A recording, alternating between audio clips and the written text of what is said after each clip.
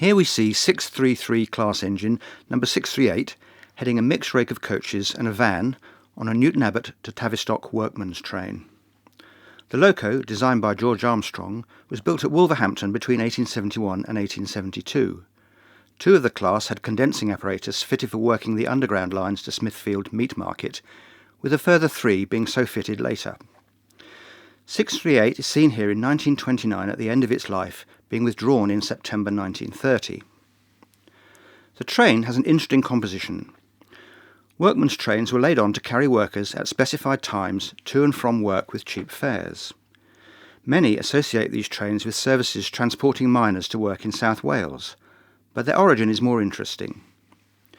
The reduction in the cost of travel to work was seen as a primary means of helping lower-paid workers to take advantage of new opportunities to move to better housing in the emerging suburbs of late Victorian Britain, enshrined in the Cheap Trains Act of 1883. So in many cases they were the forerunners of current suburban services. In general, the tickets were valid for travel before 8 a.m. and after 5 p.m. In some cases, the train comprised accommodation reserved for workers as well as more upmarket stock for ordinary travellers.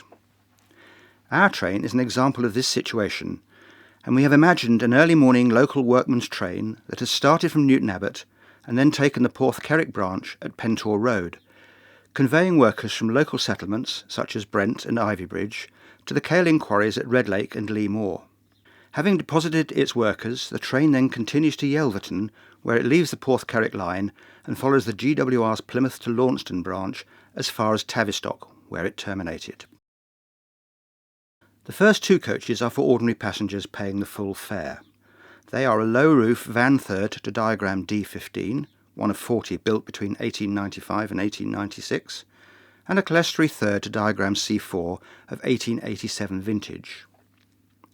Bringing up the rear and forming the workman's portion are a pair of low-roofed brake tricompos to diagram E50 of 1896.